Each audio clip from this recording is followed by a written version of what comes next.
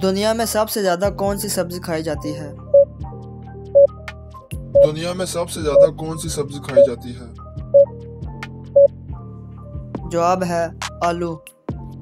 वो कौन सा दरख्त है जिसमें लकड़ी नहीं होती?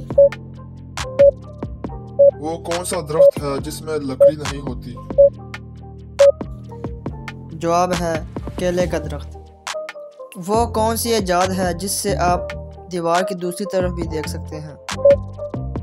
वो कौन सी इजाद है जिससे आप दीवार की दूसरी तरफ भी देख सकते हैं? जवाब है खिड़की। वो कौन सा खेल है जिसमें पीछे रहने वाला वो कौन सा खेल है जिसमें पीछे रहने वाला जीत जाता है? जवाब है रस्साकशी। वो क्या है जो हम नाश्ते में नहीं खा सकते? वो क्या है जो हम नाश्ते में नहीं खा सकते? जवाब है दोपहर और रात का खाना।